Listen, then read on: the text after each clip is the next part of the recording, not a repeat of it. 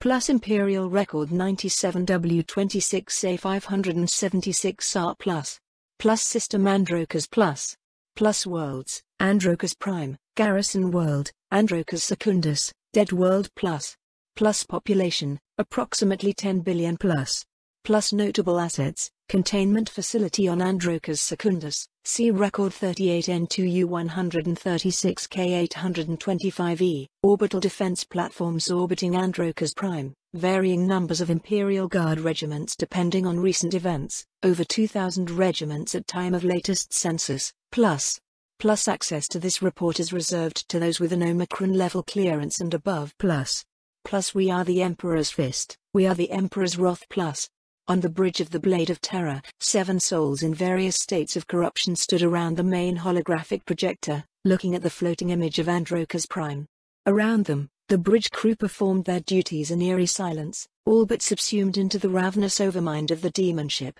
Most of them had been brought in by the Forsaken Sons when they had come aboard the ship, but others were the lifeless bodies of the former Imperial crew, who had died at their post and whose flesh had been reanimated by the power of the great warp creature bound within the hull.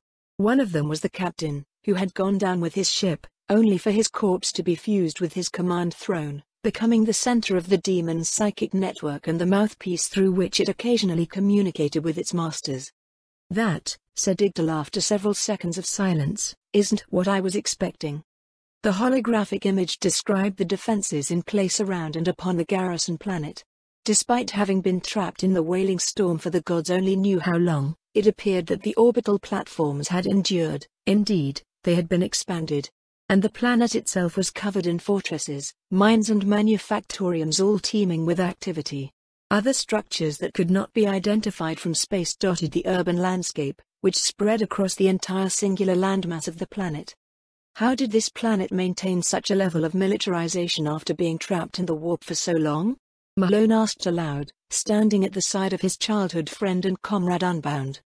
"I thought we were going to plunder the ruins left by the Neverborn while fighting the stragglers, perhaps find a few descendants of the survivors, at best," he continued. "But it is strange," admitted Lucian, his voice cold, emotionless and utterly artificial. The leader of the Unbound, appointed by Archon himself, had sustained grievous injuries in the Paraxis campaign. During the capture of Hyvanister, his chest had been torn open by a sniping rifle, his entrails spread across the broken stones of the Imperial city. The Flesh Masters had restored him to full health, only for him to fall again during the final battle, in Asthena. A shell of the Sons of Kalth artillery that had failed to detonate on impact had exploded just as he and his pack had passed by it, hours after it had been fired. Despite the persistent rumors that this string of misfortune was a clear indicator of the Dark God's displeasure, Lucian had survived, clinging to life with all the sheer determination of a true son of Horus, but not without cost. The body of the veteran Astartes was more machine than flesh now, to the point that it was difficult to say where his flesh ended and the armor he wore began. While he hadn't lost any limbs, most of his bones had been lined up with metallic reinforcements, and several of his organs had been replaced by augmetic replacements. This included his vocal cords, too damaged by shrapnel, and his mouth and throat were now covered in a complex vox speaker. That last augmentation was one of the few that could be seen when he wore his black power armor, along with his augmetic left eye, which burned with an inner red light that the rest of the circle weren't sure was purely mechanical in nature. "It could be that to them, the storm just arrived," suggested Jacaerus, though his tone indicated he did not hold much faith that was the case. Like Malone, the Fleshmaster was still wearing his helmet. Unlike Malone, that wasn't to conceal facial traits belonging to the 13th Legion, but to hide the reptilian mutations that had only grown worse over time. Jacaerus spoke slowly, deliberately, in an attempt to block the snake-like hissing that could otherwise be heard in his voice. And though the Unbound stood across his maker, he could still feel the cold radiating from Jacaerus as heat was drained away from his surroundings to sustain his warp-touched metabolism. Knowing that the one responsible for Malone's own transformation was still subject to the whimsical genetic alterations of the warp was both humbling and worrying. Atmospheric and energy readings are conform with standards for an Imperial garrison world, offered Vincarius, the Blade of Terror's leading herotech, formerly a tech priest working on the orbital stations of Paraxis Alpha and who had been illuminated by Mercurian after his capture. "No," said another member of the gathering, an unbound called IAMS. I can sense the touch of chaos radiating from the planet. Whatever happened here is already over, this world belongs to the dark gods. The others went silent, considering the implications of that. None of them doubted IAM's word on that subject.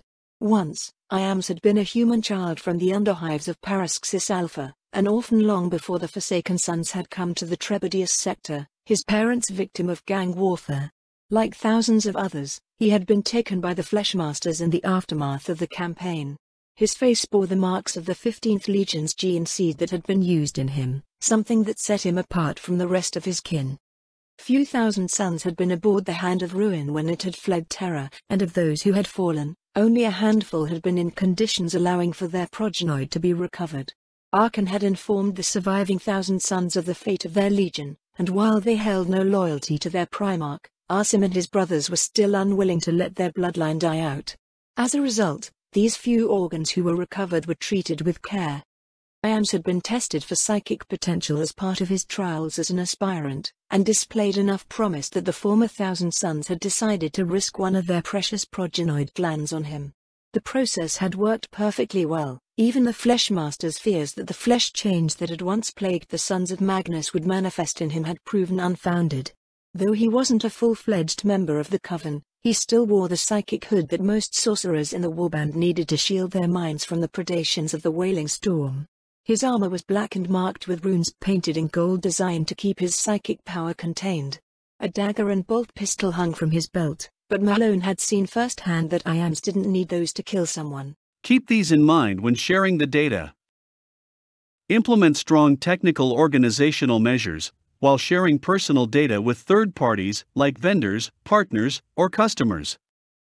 Sign Data Processing Agreement (DPA) before transferring personal data to third countries, that is, any country other than the country of origin of the personal data, with appropriate legal and technical measures.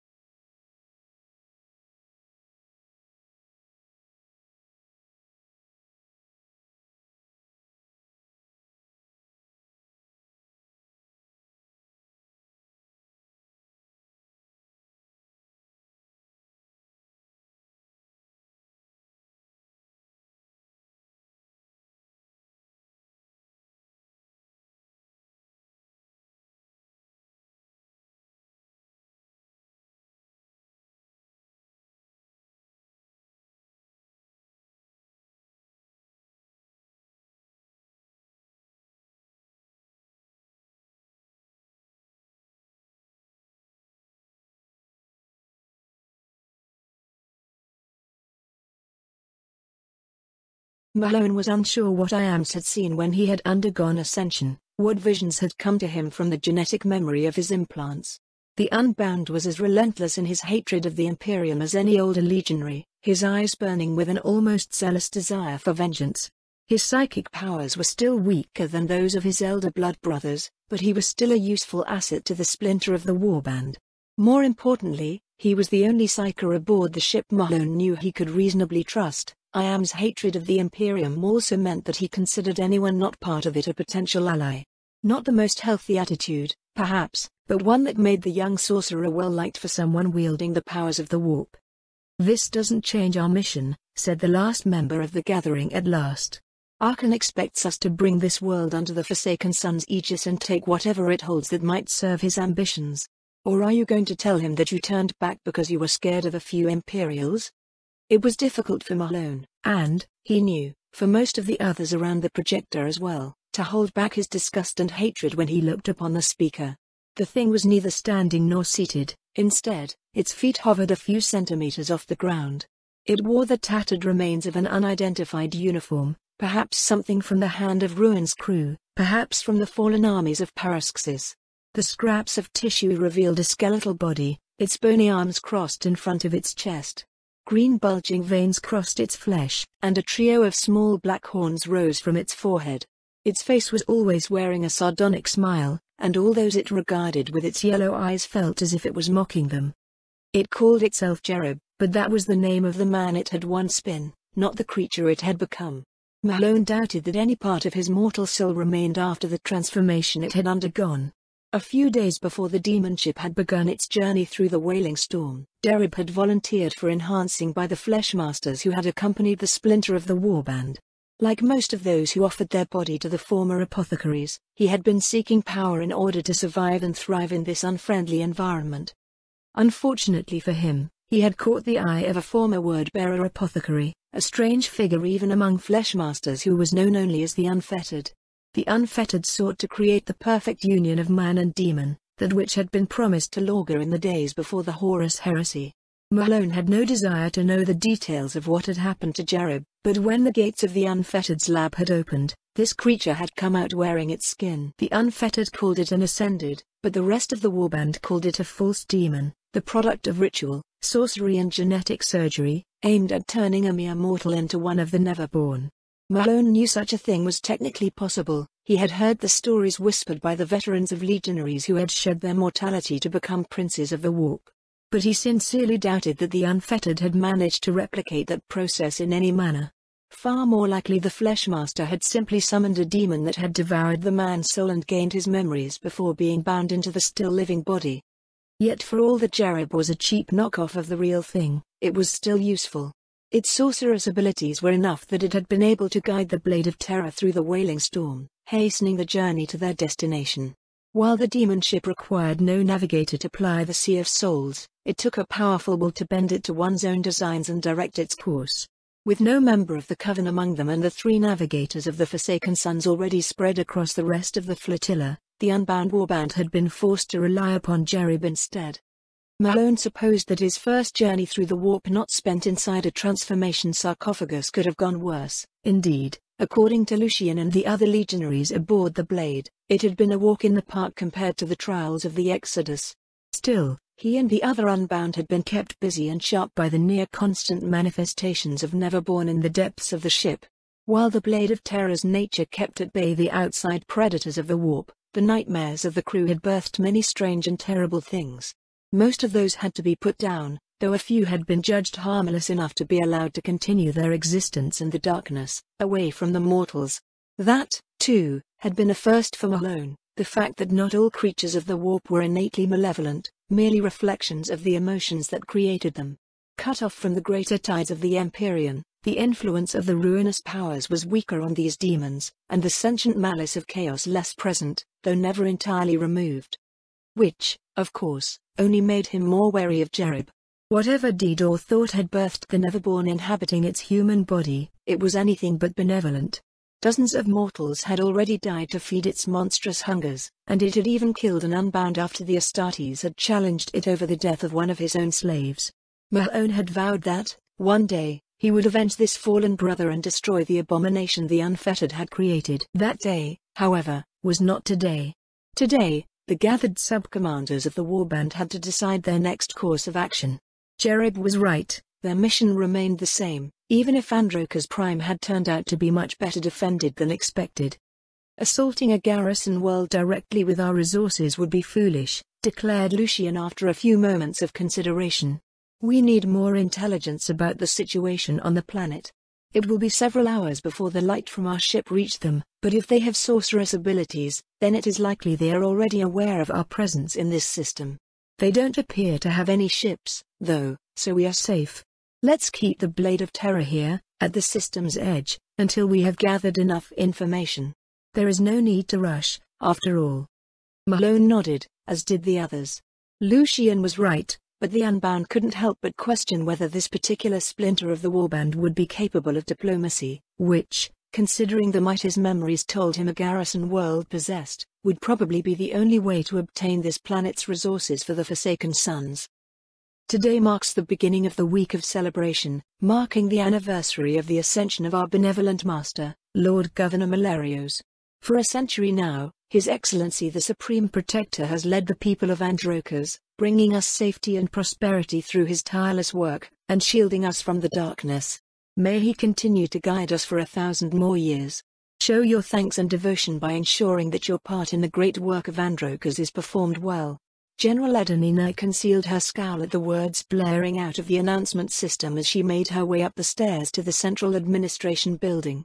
She knew that she was being filmed from at least 6 different angles, and it would not do at all for someone of her station to show discontent. With practiced ease, she projected exactly the image she wanted the cameras and any other onlookers to see, that of a commander of the great Androcasian army, dressed in a uniform decorated with dozens of medals, going for another day of productive work in devoted service to the Supreme Protector. Glory to Malarios, saluted the 2 soldiers guarding the entrance as she approached, before the one to the right added, "Hello, General."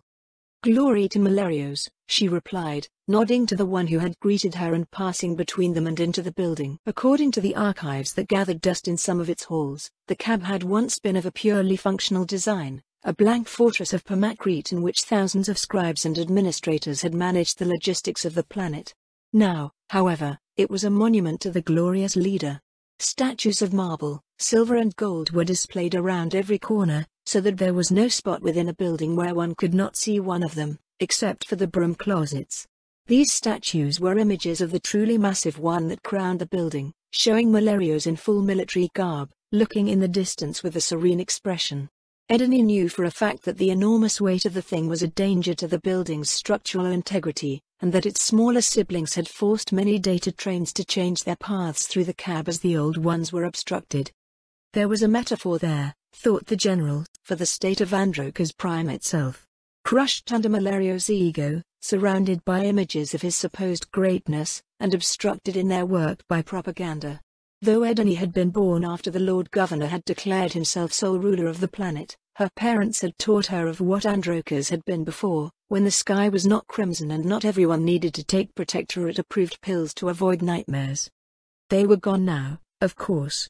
Both her mother and father had been in the military, and their records ended with a mention of their honorable deaths in service of the Lord Governor, with any further inquiry into the exact circumstances of their demise being met with the adamantium wall of state secrecy.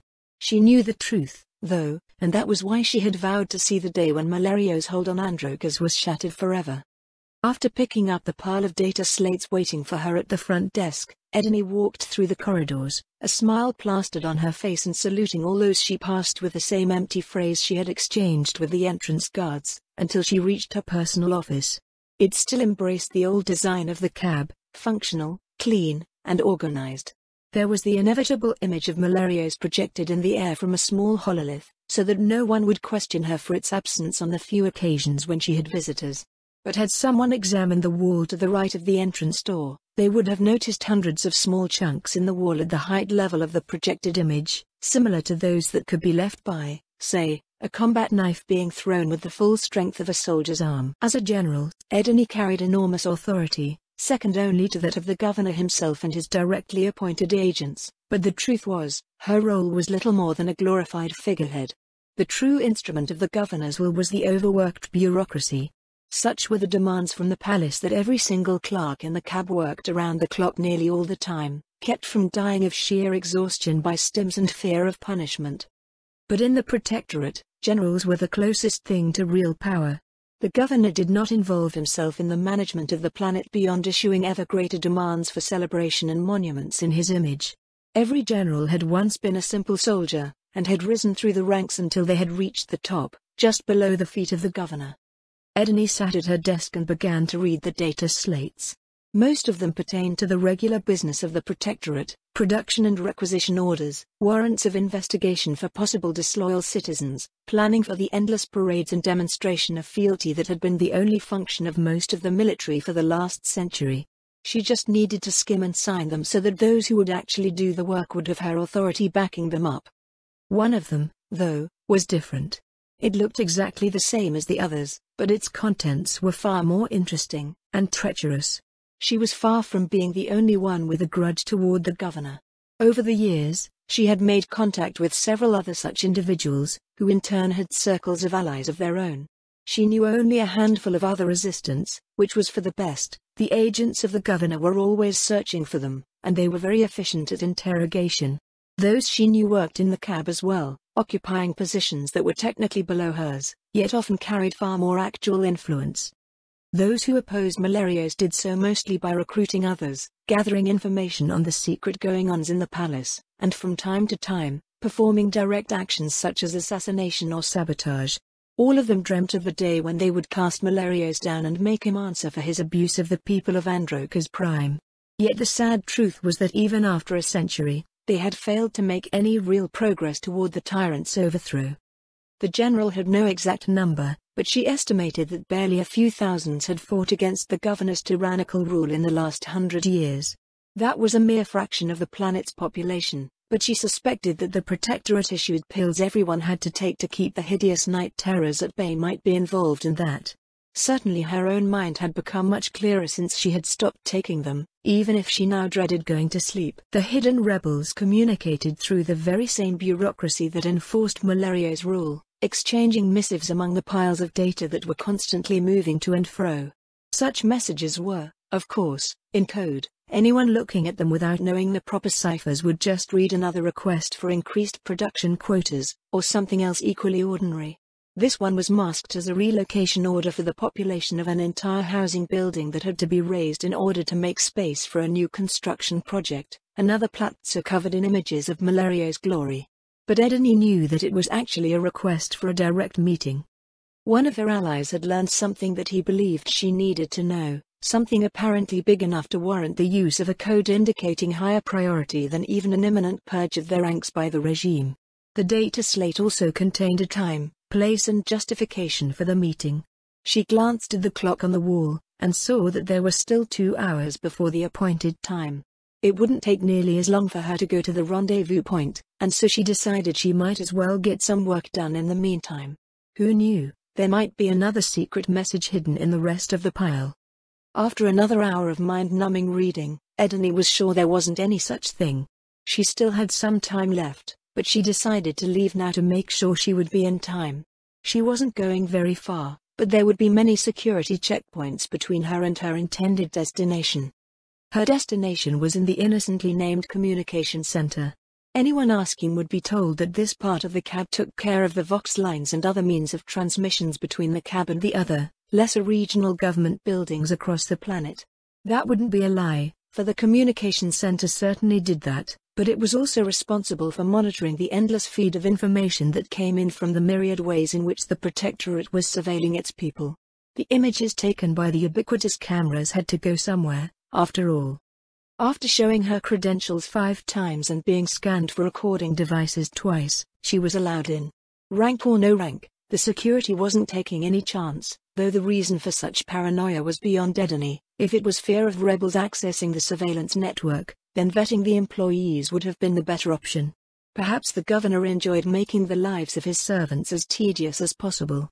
She certainly wouldn't put it past the old bastard. She found Matthias, one of the only 4 other rebels she knew by name, sitting at his desk.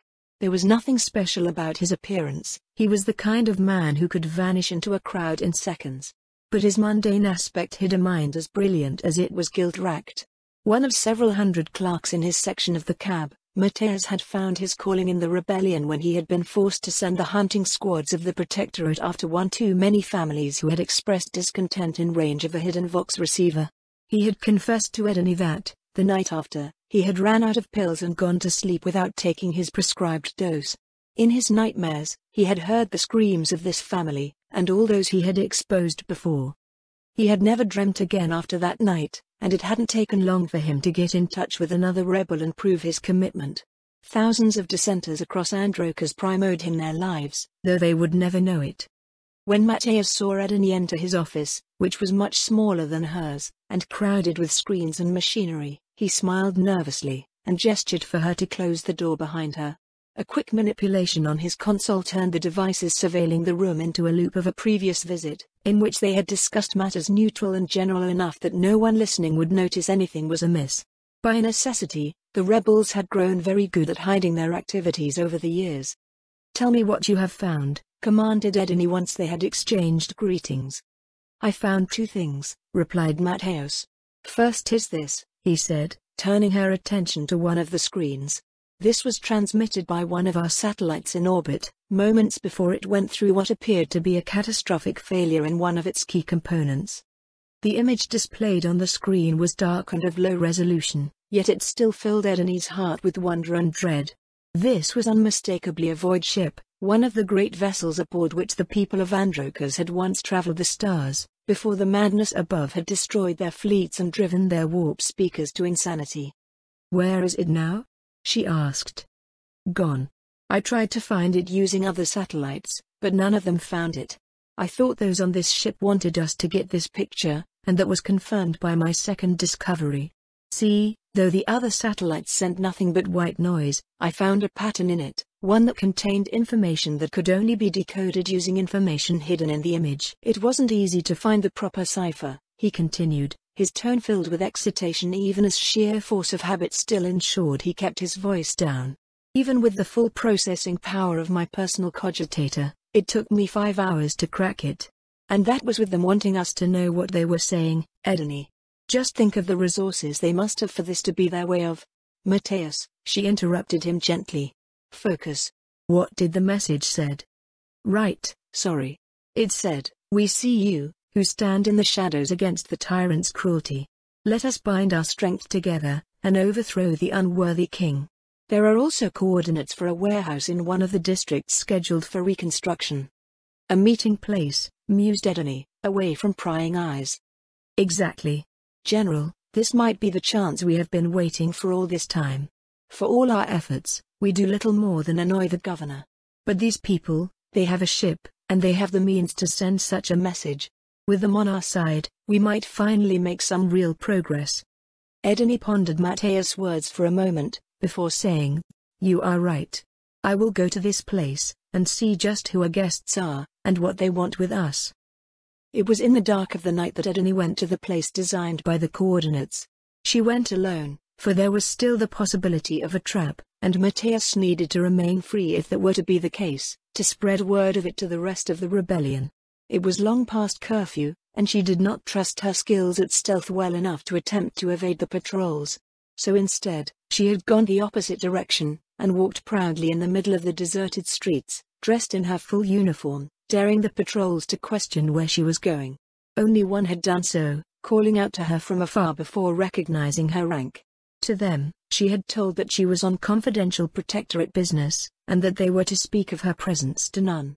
Her authority as a general was enough to ensure that they would obey, and Matthias was even now deploying his talents, officially working overtime while in truth manipulating the cameras to remove her image from all records. The warehouse was surrounded by other abandoned buildings and demolishing equipment. The work here hadn't yet begun, though everything seemed to be in place. Perhaps some document in the cab hadn't been signed yet, or perhaps resources had been diverted in preparation for the anniversary of Malario's usurpation. The door was unlocked, and Edney entered cautiously, left hand holding a lamp, her right on her holstered gun. A single light bulb cast a cone of light from the ceiling, creating a circle of illumination in the middle of the vast building. Sensing that this was what she was expected to do, Edney walked into the circle, turning off her lamp. "You called for me," she told the seemingly empty room. "Here I am. Show yourself." "As you wish." 4 figures emerged from the shadows, directly in front of Edney. All of them towered above her, and wore suits of armor painted black. They all carried massive weaponry, though none of them were holding them in their hands at the moment. Their helmets stared at the general impassively, and she felt her flesh cover in goosebumps as the very air seemed to get colder as they approached. Edney had seen images and videos of such warriors before, in the archives of the wars in which the soldiers of Androkas had fought in the distant past. She recognized them now: Adeptus Astartes, the transhuman warriors who had conquered the galaxy in the name of the distant Emperor of Terra. Space Marines, they were more commonly called. Apart from their martial prowess, she knew very little of these warriors. The archives concerning them had appeared to be deliberately damaged, with entire sections missing or corrupted. Regardless, if warriors of such potency were interested in joining hands with the rebels. "I am Mahlon," said one of the giants, before gesturing to each of his companions in turn.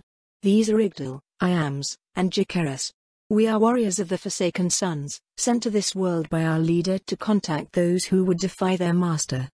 I am Edney Nye, General of the Protectorate of Androkas Prime, and member of the hidden rebellion against the oppression of Governor Malarios," she replied, not bothering to hide her contempt as she spoke the tyrant's name. "How did you find us?" "We have access to technology far more potent than that your protectorate employs," explained the one who was the source of the unnatural cold, Jacaerus.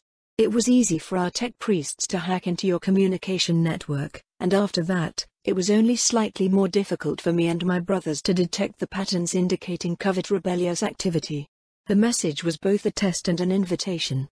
That was both exhilarating and terrifying to Edney. On one hand, it meant that these Forsaken Sons could utterly destroy the rebellion if they so wished. On the other, it also meant that they had resources beyond her imagining, and their message seemed to imply that they wanted to help her. Of course, there was always the possibility that this was a trick, that they had merely sent the message to see if anyone would show up, not knowing anything about the rebellion. "You said you are a general," said Jacaerus, interrupting her thoughts. "While it is hardly unheard of, I am still curious as to the reasons that led someone so highly placed to plot rebellion against her master. You do not appear to be motivated by ambition. What is it that drives you?" That was a very personal question, and one she would have reacted to with anger and shame had it been spoken by one of her fellow rebels. But the prospect of the Astartes aid was enticing enough that Edney surmounted her repugnance to speak of such things. "The Protectorate took my parents," she said. "Not because they had rebelled or because of any crime, they simply vanished one night when I was still a child. Their disappearance was blamed on an assassination from the rebellion, and it drove me to join the army in the hope of crushing it forever. However," she continued, her eyes closes in recollection, "once I became a general, I gained access to the secret files of the investigation. And these files were blank. The truth is that no effort was made to discover the truth. That made me search for it myself, and eventually, I found it. The rebellion had nothing to do with my parents' disappearance. Instead, they were taken by the governor's agents. The last trace I could find of them is a grainy picked capture showing them being dragged into the palace. I doubt they are still alive, considering the wounds they bore on the video. I think it would be more merciful if they didn't. The governor's agents are known for their cruelty to suspected rebels. I dread to imagine what they did to my father and mother. That is my reason for rising against Malarios," she finished, after taking a deep breath to calm her emotions, rampaging at the unearthing of memories she needed to keep suppressed all the time she might be watched by an agent of the Protectorate, which was almost every moment of her life. "The other rebels have their own stories, many even more terrible than mine. But what about you? What do you mean? Why are you doing this? Why are you interested in helping us?"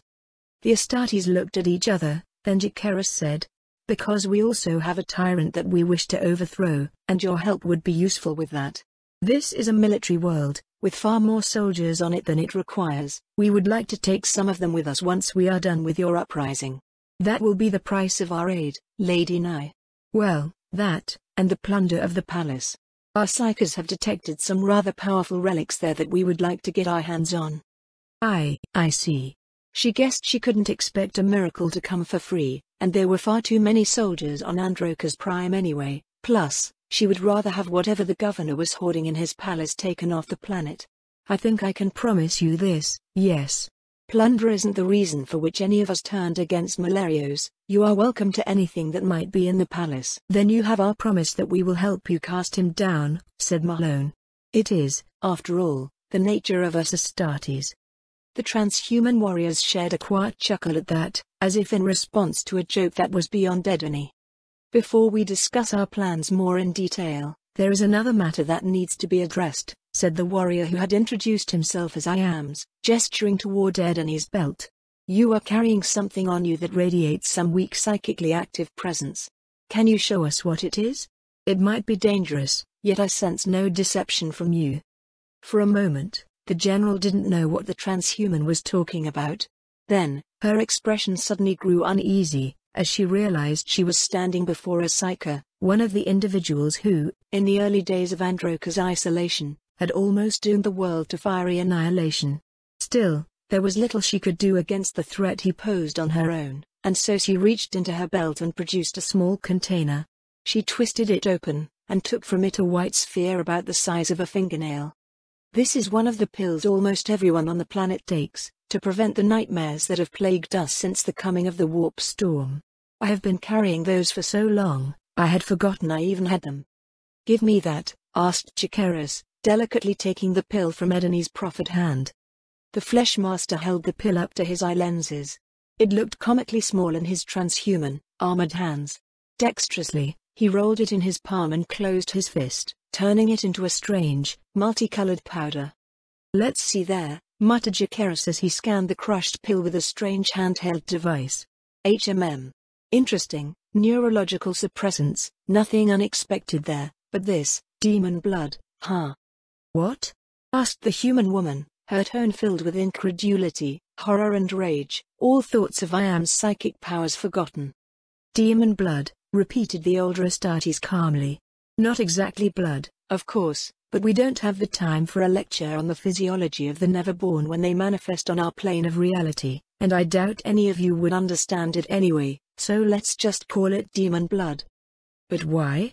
Edony was on the verge of throwing up. The rebellion had always suspected there was more to the pills than what the Protectorate told its people, but all attempts at analyzing their contents had failed miserably. Yet even in her darkest nightmares, Edony would not have imagined what the Astartes was telling her. She knew what demons were. She had fought them in her youth, when she had still been a soldier rather than a glorified pencil pusher. They rose from time to time in the seediest districts, though no one was aware where they came from. Every time, purging the pale-skinned creatures required a full military intervention, and more often than not the razing of the entire district to the ground. The things they did to those unlucky enough to be caught in their path were the stuff of nightmares. And now she learned that the Protectorate had been feeding that to her people? What possible reason could the madman in charge have for that? To keep you sane, I think, said the Fleshmaster, still looking at his device. It's quite ingenious, actually. The neurological suppressants would do little to protect a normal human from the influence of the warp, but bonded with the etheric substance, they actually form a barrier in the brain shielding the subject from background warp energy. It wouldn't do anything against a direct psychic attack, but it's enough to prevent the waves of insanity that occur on other planets dragged into the wailing storm. Chikeras shook his head. I know we promised to help you overthrow the governor, but if he really is the one who came up with that formula, I want to congratulate him and ask him for his recipe before you put a bolt in his brain. It is genius, pure and simple. What about secondary effects? Asked Tigdal, cutting into the uncomfortable silence that had followed the Fleshmaster's praise of the man they had already decided to kill. Getting any kind of demonic substance into your system every day cannot be harmless. Well, no, of course. I can't say for certain until I have run more tests on those who have taken these pills all their lives, but the cumulative effects on the brain must be severe. My thoughts felt clearer once I stopped taking them, said General Ney. The other rebels with whom I have met told me they experienced the same thing. All transhumans turned their heads toward her. It was impossible to see their expressions because of their helmets, but she felt as if the one giving off the cold aura was pondering her words by themselves. He said after a few seconds, the neurosuppressants would have that kind of effect. I am curious as to the long-term impact of the infernal component, but I am far more interested in just how you have retained your sanity once you stopped taking them.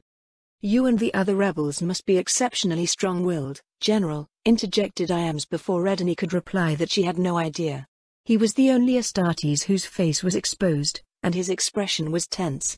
Even now, I can feel the malice radiating from the palace, trying to worm into the mind of all who walk upon this world. Even if these pills protect from the nightmares caused by the storm, they do nothing to shield from that influence. That you have managed to retain your sanity and resist the subjugation of your will both speak quite highly of you and your associates. What is more immediately concerning for us is that the governor apparently has access to demonic aid, to the level that he can base his entire rule upon it, said Malone. That speaks of great power, and more than that, controlled great power. Whoever this Malerios might have been before, he is a full-fledged Chaos Lord by now. You know, sent Iams telepathically, acting as a medium between all Forsaken Sons in the room, we could just turn her over to the governor and make an alliance with him instead. He certainly seems to be the stronger party here. Lord Arkan would understand, he would probably expect us to do so. Arkan isn't here, replied Malone silently. We are. And you have seen the state of this world, so many resources wasted on that man's ego that could be better used elsewhere. Besides, added Jacaerys, his mental voice carrying over the feeling of cold scales touching human skin, I would rather not ally with another disciple of the Dark Prince. My experience with the Shi'alat was enough. They are insufferable. We don't know for sure he is a follower of Slunch, pointed out Igdal, more out of obligation than any real conviction. Don't be foolish, scoffed Jacaerys. The statues, the arrogance, the need for the constant expression of domination and self-glorification, there can be no doubt on that matter. Any negotiation with him would be a trial in patience, diplomacy and flattery, and he would betray any agreement we could reach the moment he got bored with it. That woman, however, is honorable, and will keep her end of any bargain we make as long as it gets her vengeance. The Shi'alat haven't betrayed us, noted Iams. And they are far deeper in Slunch's embrace than this governor can ever hope to be. The Shi'alat owe us their very existence. There are metaphysical bonds between them and the Warband, forged by the very process of their resurrection that ensure that any treachery on their part would cost them terribly. We have no such guarantee with the governor. And never mention what I just told you to anyone, the Shi'alat would kill you if they ever learned you knew that. The three Unbound pulsed their agreement with Jacaerys' thoughts. The Fleshmaster had been the one to bring the corrupt elders back from the dead. After all, he knew what he was talking about, or at least they hoped he did. Besides, among the Unbound, dedication to the Dark Prince was exceptionally rare. Those who expressed any religious tendencies were more interested in the worship of the Bloodfather. Making any alliance with the disciples of Slunch, who were ever at odds with those of Khorne, would have been problematic to say the least, without an influence such as Arkan's to enforce it. Us four won't be enough to help you, said Malone out loud. Assassination isn't our forte, and I have no doubt that were the governor easy to kill, you would have dealt with him a long time ago. We will need to call in reinforcements from our ship, but if there are demons hiding in the palace in addition to the armed forces loyal to the regime, that might not be enough. What help will you be able to provide on your side? Little, she admitted bitterly. There is no way of knowing which of my soldiers might also be resisting the palace's mind control and which are completely indoctrinated. If I openly turn against Malerios, they will execute me in the hour. But the rebels can do acts of sabotage and use our authority to keep the armed forces off your back while you attack the palace itself. And with any luck, once Malerios is dead, they will be free and you will be able to assume control over them, finished Malone. I like that plan. A direct, overwhelming assault by a force of several hundred Astartes will break through any defenses the governor might have in place, as long as we aren't attacked from behind. We will need to get the blade in orbit first, said Igdal. Does the rebels' influence spread to the orbital defenses? We will need, he thought for a second, drawing upon the tactical knowledge that had been implanted in his brain during his transformation into an Unbound, about 1 hour to get from beyond reach into position and drop everyone in the palace's vicinity. Can you give us that window? I am not sure, admitted Edney. I will need to make contact with the rest of the rebels. We have much planning ahead of us in any case, said Jacaerys. An operation on that scale and of that importance, both to your people and ours, should not be rushed. I have waited all my life for something like this, replied the general, her teeth bared in a killer's smile. I can wait a little longer. In the end, it took 6 days for the preparations to be complete. The Forsaken Sons on Androkas Prime communicated with Lucian through Iam's psychic abilities, while Edeni got in touch with the other rebels. According to the general, the plan was spreading through the network faster than anything ever had, with more rebels that she had ever known existed contacting her with offers of help. Supplies were misplaced, orders were forged, security systems were rigged, communication networks were hacked. Jakera's experience as a warrior of the Alpha Legion proved invaluable, as the Fleshmaster knew exactly how to capitalize on their allies within the enemy's ranks. On the 7th day, just as the preparations for the final day of the week of celebration were culminating and millions were taking to the streets to behold the hundreds of parades that were mobilizing most of the Protectorate's army, the Blade of Terror emerged from hiding. As promised, the orbital platforms remained silent, various officers aboard receiving conflicting orders from equal authority sources that their drug-addled minds were unable to process and prioritize. Slowly, the vessel set in geosynchronous orbit, all of its crew working in synchronization with its predatory intelligence.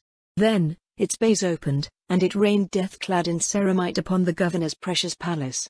On every imperial world with enough development to justify the presence of a governor on its soil, the individual chosen to rule lives in the greatest housing available on the planet. To do anything less would be a terrible mistake. It would imply that those inhabiting Greater Demescence held themselves above the appointed representative of the God Emperor, and swift and terrible retribution would follow such hubris. Androkas Prime being a garrison world, there was even less competition in majesty and prestige from other structures. Thus, it was ensured that the governor's palace would be the most noticeable construction on the whole planet. But as the assault crafts of the Forsaken Sons entered the atmosphere and the palace came into view, the Unbound collectively groaned at the sight, many of them murmuring benedictions to keep their souls from being tainted by what they beheld. If there had been any among the Armada that still doubted the governor's true allegiance, their doubts were dispelled at once. Scans revealed that the structure covered at least 3 square kilometers of terrain, right in the middle of the planetary urban sprawl. Golden spires rose from the enormous construction, some shaped in the image of Malerios himself, and others in twirling, suggestive patterns that threatened to captivate the minds of all those who looked upon them. Yet for all that it had been converted into the greatest monument to its master on the entire planet, the palace was still a mighty fortress. Despite the drain on manpower caused by the celebrations and the Resistance's best efforts, its anti-air batteries were still active, preventing the Forsaken Sons from landing directly into the palace. Instead, hundreds of Unbound came down in its surroundings, carried by drop pods, thunderhawks and stormbirds. Their ranks replenished by the Fleshmasters after the conquest of Paraxis, all packs were led by a veteran of the war against the Sons of Kalth and their human allies. To stop the governor from fleeing with his forces and turning this singular battle into a protracted campaign, the Unbound had surrounded the palace from all sides. Knowing the temper of the Unbound once battle was joined, Lucian relied more on the mere fact of their starting location to direct them toward the palace and prevent escape rather than on the hope that any of them would stick to the plan once their blood was up.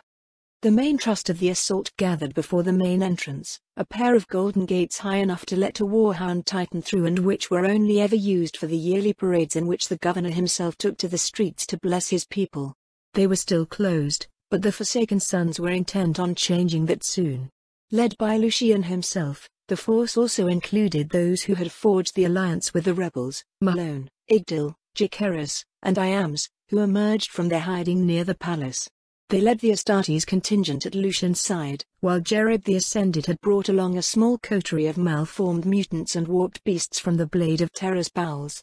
The false demon had broken their minds and bent them to its will, wielding them as extensions of its own body. These horrors had been brought onto the planet in a bulky carrier piloted by a servitor, for mortal pilots were too valuable to expose to the depredations of this horde, and no Astartes would willingly lower himself so. Malone had argued against the presence of the false demon, claiming that its presence could only hurt their relationship with the rebels. But he had been overruled by Lucian, who had heeded the warnings of Iams about the threats that lurked within the palace. Regardless of the potential damage to the Alliance, it was better to have their own monster at their side during the battle. Iams and Jereb were the only two psychically able beings under his command, and the Lord of the Unbound wanted them both with him when he confronted Malarios. Despite the suddenness of the assault and the fact that no one had ever attacked the palace, the guards stationed on its walls and in its towers reacted with admirable discipline. A volley of fire descended upon the Forsaken Sons as they charged the gates. Most of it either missed or failed to penetrate the Unbound's power armor, but a few grunts of pain were heard over the vox, as well as one suddenly cut short cry at a lucky shot through his left eye lens.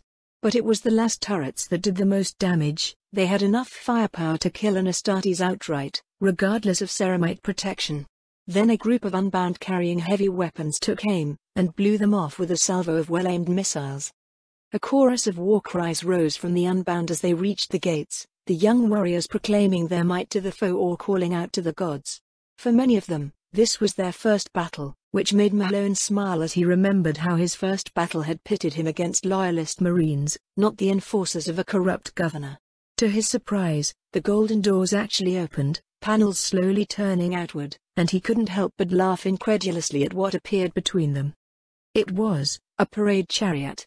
In one of the memories he had inherited of the Great Crusade, there was a recollection of something like it, which had paraded through the streets of a planetary capital after peaceful integration into the Imperium. But this one was much more imposing than the one in his implanted memories.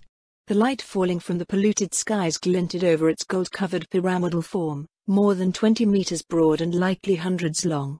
Hundreds of lobotomized servitors lined on its side were pulling it forward, their arms made strong with grafted muscle working together to propel the chariot. The steps leading to the pyramid's top were covered with dozens of silver statues depicting prostrated worshippers bent toward the massive throne that crowned the whole thing. As Malone got a good look at one of the statues, his amusement dimmed somewhat. Their level of detail was exquisite, yet their faces were also contorted in expressions of utter agony and horror.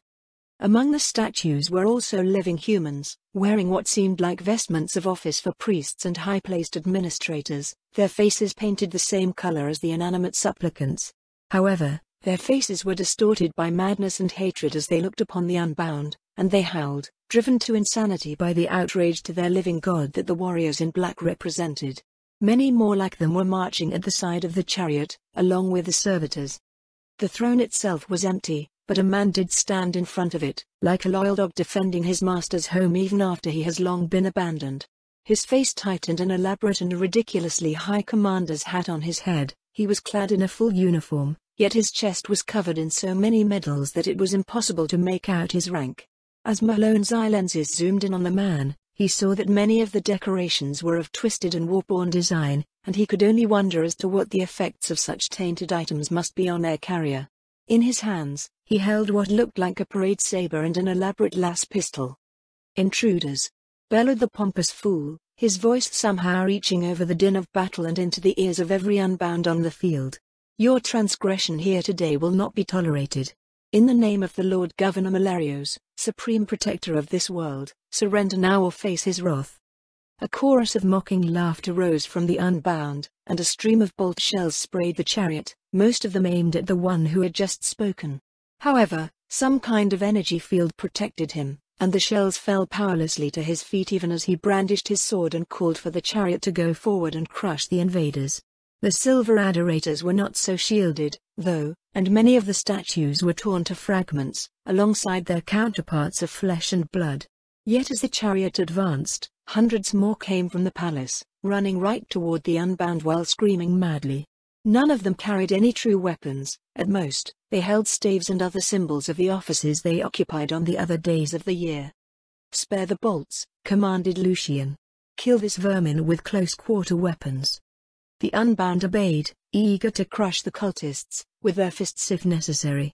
Bolters were holstered, and all manner of weapons were drawn. While all Unbound were provided basic equipment upon surviving their transformation, most of them had sought other weaponry, either negotiating with the tech priests or outright threatening them. The charge resumed, with Lucian turning to Malone, his blade aimed at the still screaming madman at the chariot's top. The man was accusing the Unbound of all manners of crimes, promising them retribution for them if they did not immediately fall to their knees and beg for the mercy of his supreme protector. "This fool annoys me," says Lucian. "Silence him." Malone saluted with his fist to his chest, then started to run toward the chariot, Igdal only a few steps at his back. Behind them, Lucian joined the Unbound in the fight against the mass of brainwashed cultists. The warlord's power greatsword tore into the humans with ease, filling the air with the scent of cooked meat. Together, Malone and Igdal went up the stairs of the pyramid-like structure atop the chariot. As they did so, the survivors of the Silver Worshippers swarmed them, only to be cut down where they stood by the two Unbound.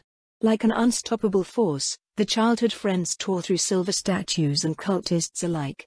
In but a few moments, they stood before the throne, and its one defender.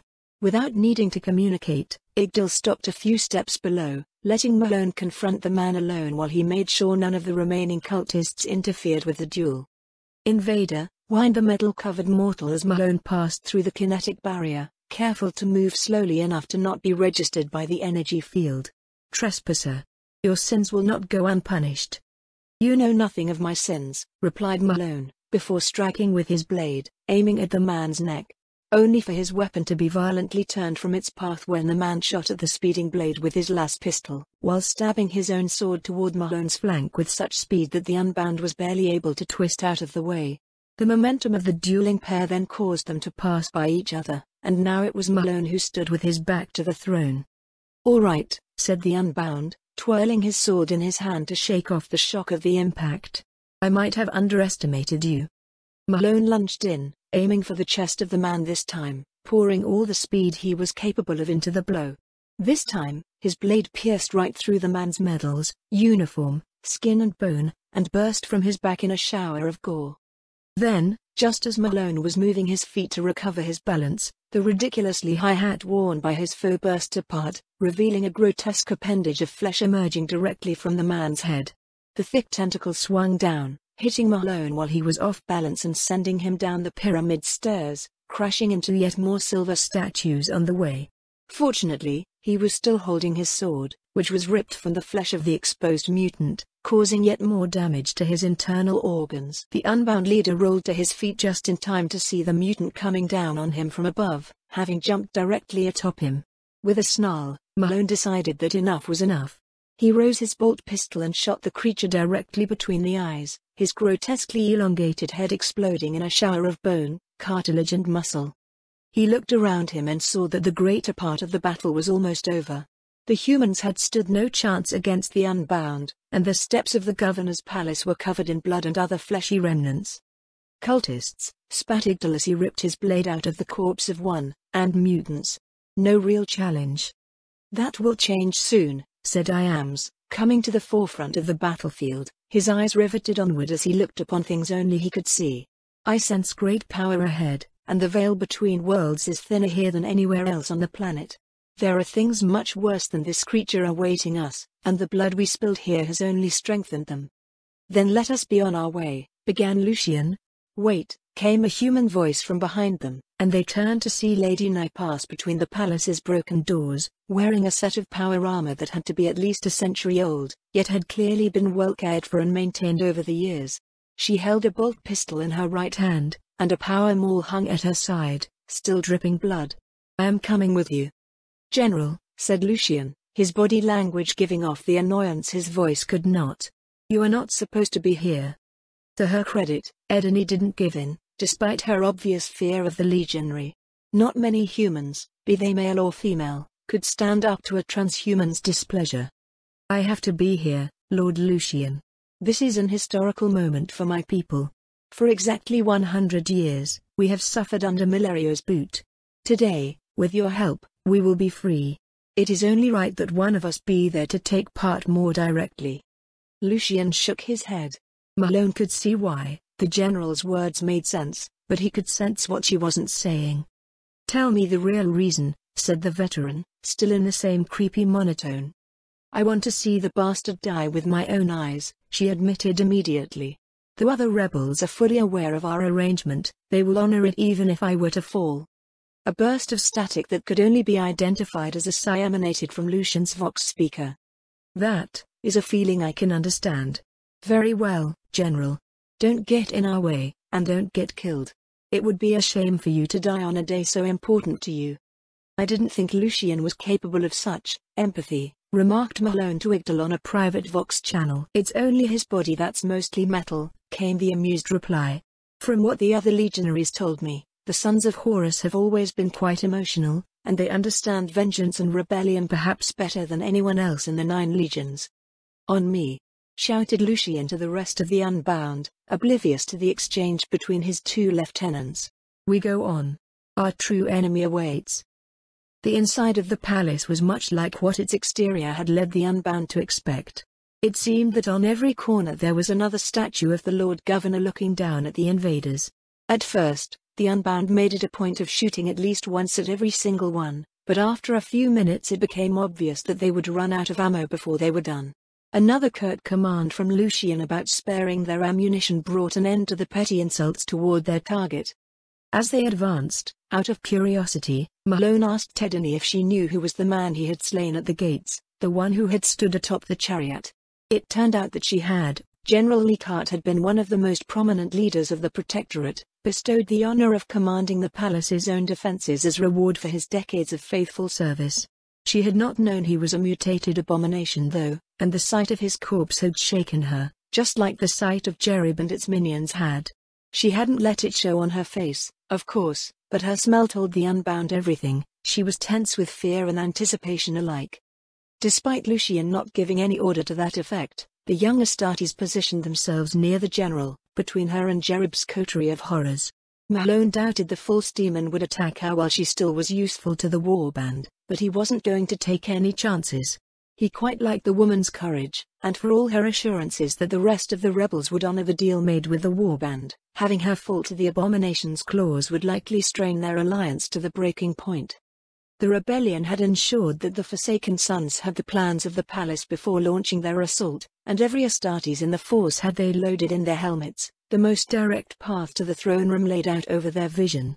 They did not bother with checking any of the other rooms. It was obvious where a disciple of Slansh would choose to confront intruders. They could just trust in the monstrous pride that came with being a follower of the Dark Prince. However, that did not mean that the trip was going to be painless. The palace was ridiculously large, and the attack came half an hour after they had crossed the gate, while they were about halfway to their destination. The first sign heralding the coming onslaught was the sound of distant laughter, twisted with inhuman malice and insanity. The second was movement in the shadows ahead. The third was when the walls suddenly seemed to fold in on themselves, revealing servitor-controlled bolters. The Unbound reacted immediately, dropping beneath the line of fire of most of the turrets and opening fire on them just as they activated. A few who weren't fast enough were caught in the hail of fire and fell down, blood flowing from the holes in their armor. It only took a moment for the Forsaken Sons to destroy the automated defenses, but that was enough for the real assault to reach them without first being covered in bolt shells. At first glance, the hundreds of defenders looked similar to the cultists who had fought at the gate. Most of them didn't carry weapons either. But only a fool would have believed them to be the same, for they radiated a distinctly unnatural aura, and as they got close to the Unbound, their mortal frames started to transform into new shapes. Clothes were torn to pieces by growing muscles and bony protrusions, revealing sorceress marks branded onto pale, scarred flesh. Mouths opened impossibly wide, revealing row upon row of teeth. Limbs transformed into tentacles or were suddenly covered in spikes. No two of the monstrosities were alike, yet they were all equally horrible in their aspect. The sight triggered something in Malone's implanted memories. In his mind's eye, he saw images of similar creatures wielding great sorceries to build immense cathedrals to the dark gods under purple skies, while Astartes in crimson armor kept watch over their work. Demon hosts. One of Lucian's legionaries' brothers called out in warning, and Malone had a name to put on the creatures of his vision. But even as the word echoed in his mind, he knew that wasn't exactly the case. Somehow, he knew that if these things were indeed demon hosts, they wouldn't have needed the cover of the wall turrets, and he and every Forsaken Son in the palace would already be dead.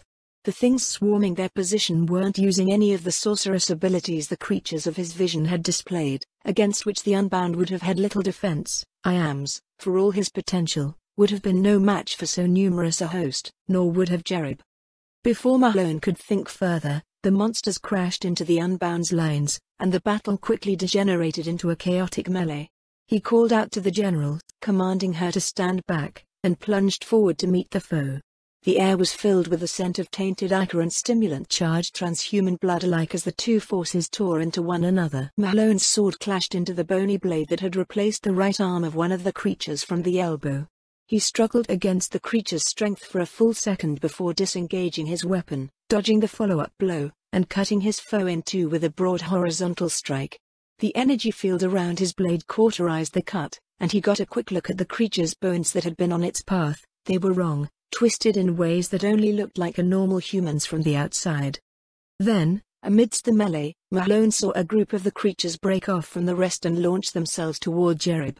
The mutants surrounding the false demon were quickly slain, but the monsters did not attack the floating horned humanoid.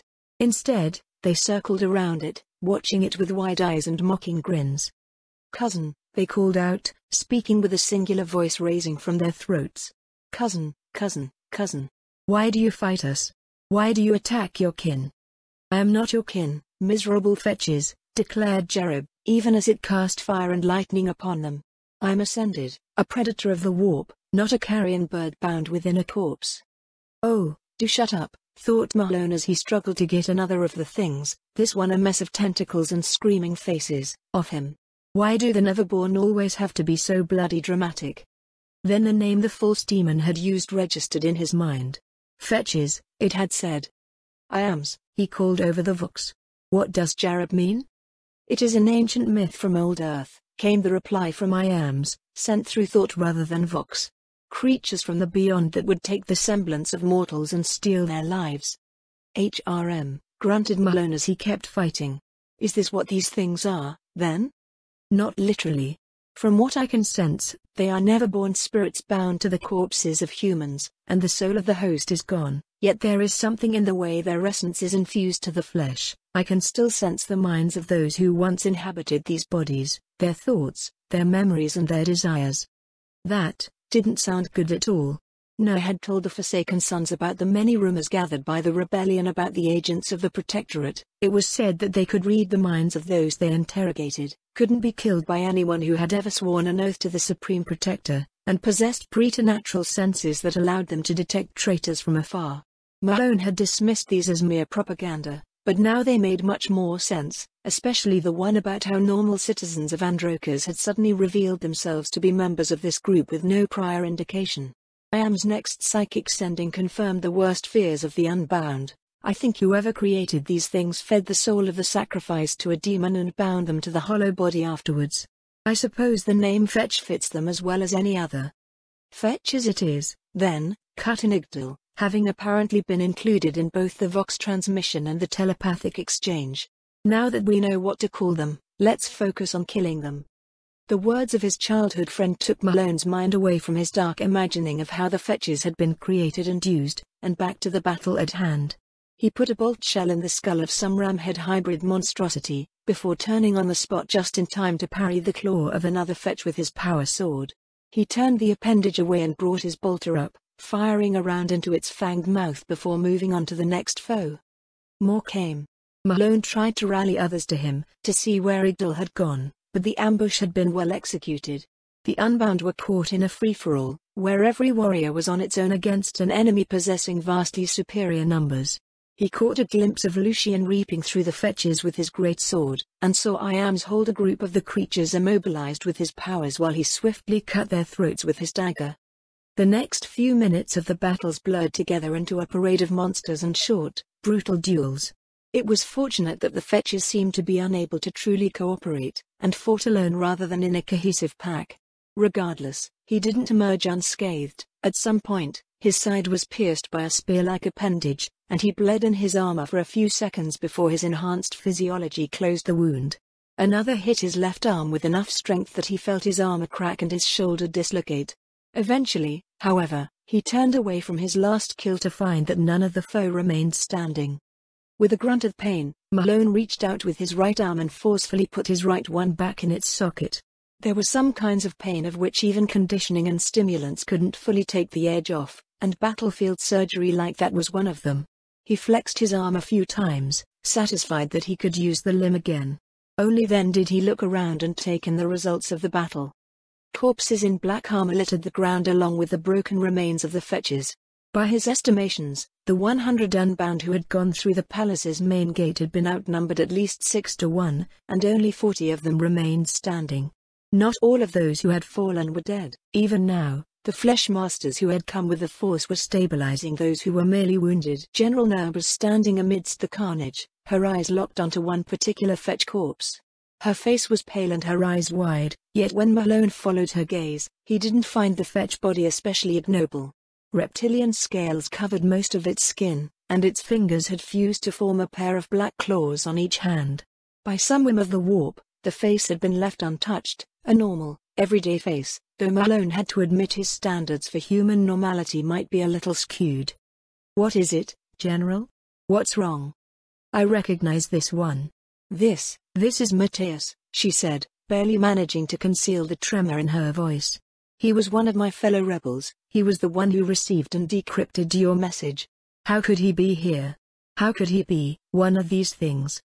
More to the point, when did he become a fetch?" Malone thought to himself. But he quickly found that it didn't matter. If Iam's theory about the fetch's nature was right, then whether the unfortunate rebel had been turned before the arrival of the Forsaken Sons or in the last week, then the palace had known about the coming attack long before the Blade of Terror had revealed itself. "They knew we were coming," he voxed to Lucian. "We are walking into a trap." "That's likely," agreed the legionary, "but we have gone too far to turn back now." That, found Malone, might be true, but it wasn't especially reassuring.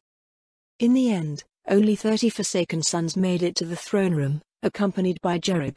Lucian had commanded a pack to remain behind, to keep watch over the wounded and the fallen. There wasn't time to extract their gene seed now, but there was no way they were leaving the corpses at the mercy of any of the other monsters that might lurk in the palace. If 30 Astartes, a sorcerer and a false demon weren't enough to kill whatever awaited them in the throne room, then it was doubtful a handful more unbound would turn the tide. On the way, each of the other battle groups checked in by Vox. They too had encountered fetchers soon after they had breached the walls. It seemed that the governor didn't want the ordinary soldiers under his command to see the monsters who served him behind closed doors. At Lucian's orders, the other groups took up defensive positions, drawing more of the fetchers to them in order to deny reinforcements to the main target. Finally, they reached the throne room. It was vast, designed to accommodate vast crowds of supplicants. High columns supported a domed ceiling from which hang hundreds of banners from the regiments who had come from Androkas. Statues of various heroes stood in between the columns, the first time any of the invaders had seen a statue of someone else than Malerios on this world. On the other end of the room, atop a flight of stairs, was a throne. And there, on the throne, sat the Supreme Protector of Androkas Prime.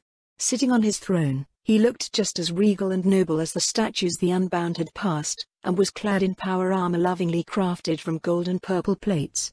Gemstones encrusted in the armor shone with inner light, and on his knees, he held a sword of incredible beauty. For a moment, the Forsaken Sons felt taken aback, as if suddenly ashamed of their intrusion upon this wondrous being. But then, a voice of defiance rose from among their number. "No," growled Iams, his eyes glowing with warp fire. "This is a deception. See as I see." On the last words, the Unbound sorcerer clasped his hands together in front of him, releasing a psychic pulse that seemed to crack the very air. Then, with the sound of distant screaming, the illusion fell apart, and the true image of the throne room, and its occupant, was revealed. The invaders found themselves transported from a place of wonders and beauty to a nightmarish torture chamber and slaughterhouse. Where statues had stood, there were now racks on which pitiful, bleeding things that had once been humans moaned in agony, all signs of their identity stripped away by the ministrations of their tormentors. But even this cruelty paled in comparison to the pillars. They weren't made of stone, but flesh, the still living bodies of hundreds of captives, merged with one another by sorcery and crafted into the shape of high columns. Every face visible was twisted in a grimace of agony, and soft rattles emanated from their mouths. As for the governor himself, he was revealed to be little more than a skeleton sitting on the throne, scraps of tissue hanging off the bones. The sword was still here, held in a skeletal fist and laying on the femurs, but it was now a grotesque amalgamation of metal, crystal and flesh, with a single yellow eye pulsating at the hilt. Strings of purple energy emanated from the hilt, twisting among the bones of Malerios' corpse like nerves and tendons, and twin flames of the same tint burned in the skull's eye sockets. Malone didn't need Iam's gifts to understand that the sword was the real enemy here. It radiated power, malice, and hunger in waves, to the point that even he was affected by it. His throat felt parched, and he had the sudden certitude that only hot blood could sate him. He crushed the impulse, feeling his anger rising at the casual violation of his psyche by the demon weapon, for that was the only explanation for what was going on. Around him, the other Unbound grunted and twitched as they too fought off the mind-bending aura of the blade. To his surprise, so did General Nye. "Remember when you said the governor couldn't possibly be worse than the Shialat?" he said to Iams. "Shut up," came the Psyker's irritated reply, his face tense, beads of sweat forming on his forehead as he battled the Neverborn's psychic presence. Things would be much worse for him, even with the protection of the psychic hood. "They are more demon than elder, anyway." "The Forsaken Sons," declared the possessed corpse, the voice somehow emanating from between its teeth sounding slightly amused. "And the little general, who thought I was not aware of her treachery as she stumbled in the shadows pursuing an impossible dream. I have been awaiting you." "You are not Malerios," said the general, shocked by the sight before and all around her. "Malerios is long dead, little one. He died but months after the darkening of your world's skies, his shade shrieking in agony and terror as I feasted upon it." "Then who and what are you?" Edeni all but screamed. "I am your protector, Edeni. Without me, everyone on this planet would already be dead. It is my presence alone that keeps my brethren from swarming this world, consuming all upon it. You and every other soul living on Androkas owe me your very existence." "Our protector?" asked Edeni, incredulous, gesturing to the horrors surrounding them. "How many of us have you killed?" 119,348, came the reply. "This is how many souls have been brought to this palace for me and my servants to feast upon in the last century. While I had billions of slaves, I consumed less than 250,000. Ask your allies, and they will tell you how admirable such restraint is for one of my kind. Do not try to pretend that your actions on this world are driven by any kind of nobility," said Lucian, staring straight at the puppet of bone and rotten flesh. "You must get something from keeping an entire planet's population into your thrall, especially considering how much they worship you." "You are right," admitted the creature. "I feed on them. Their lives are spent in a continuous monotony of my own design, so that the only light in their pathetic existence is their service to me. They call out to me, they thank me for my protection, they worship me, and that is good. That is their sole purpose, the reason I sheltered them from the storm. Without me, they are nothing. Every single of them is mine." "No more," shouted Edeni, standing straight despite the dark power radiating from the demon lord. Hatred gave her strength. "You will die today. With the help of the Forsaken Sons, we will cast you down." The Neverborn laughed contemptuously, its mockery sending stabs of pain across the brains of all those who heard it. "Ignorant fool. You know nothing of the true nature of your allies, of their deeds and ambitions. You are a child involved in matters beyond your comprehension, a pawn in a game of such scale that the gods themselves have taken notice of the board." "I have no interest in your ramblings, demon," said Lucian. "The general is right. Your rule over this world ends here." The skull of Malerios turned toward the legionary, its orbits flaring with warp fire. "Look at you," it sneered. "Sergeant Lucian, son of distant terror and dead Lupercal, once a champion of the anathema's false light, now reduced to serving the will of a delusional madman who believes himself free of the god's will. You are nothing more than a slave, son of Horus, no different than this foolish woman, no different from your master." "And you are naught but the very stuff of lies," replied Lucian. "Your words are empty, demon. Now, enough talking. For the awakened one." The demon responded to the war cry with a shout of its own, a shriek of mixed anger and anticipated pleasure. The skeleton of Malerios rose, and the infernal blade in its right hand flared with purple fire as words that burned through the mind echoed from the corpse's mouth. Many of the living dead in the columns fell free, their flesh burning with an inner eldritch light. They rose to their feet and marched toward the Forsaken Sons, unsteadily at first, but then more surely as the things controlling the bodies mastered them. This time, Malone and Igdal were not caught by surprise, and they fought back to back once more, each covering the other's blind spots. Individually, they were powerful warriors; together, they were a whirlwind of death that tore through the reanimated corpses. Around them, their brethren opened fire on the fetches, tearing through warped bodies, but there were a great many of them, and they came from all directions. As the Unbound met the assault of the newly created fetches, Lucian charged up the steps to the throne, his own weapon raised. The power greatsword shone with the light of its energy field, and it clashed with the infernal blade of the Revenant when the two Lords of Chaos met midway down the flight of stairs.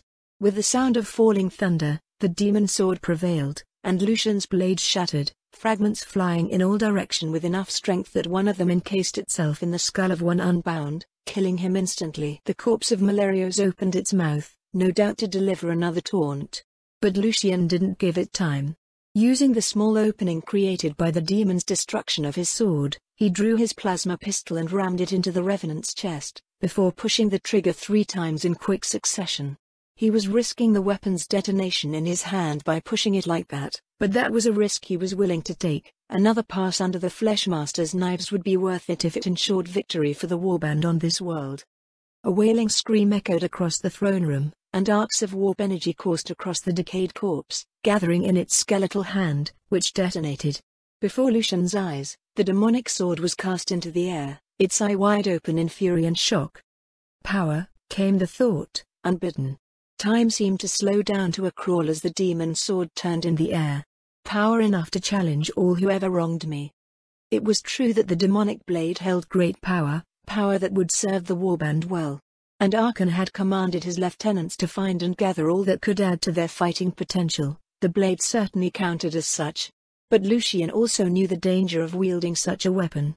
During the heresy, stories had spread among the legions of warriors who had received such gifts from the rebels' warborn allies, only to be consumed by the malevolent creatures bound within the relics. Have I not defeated Malerios? Have I not proved myself stronger than the demon? I could claim your prize. Seize the power to elevate yourself above all other servants of Archon. If a mere mortal corpse could channel so much might from it, just how powerful would a great warrior such as you become? But his power laid in the forces under his command, not in his personal martial prowess. The Unbound were many, and they were strong. He only needed power enough to keep them under control.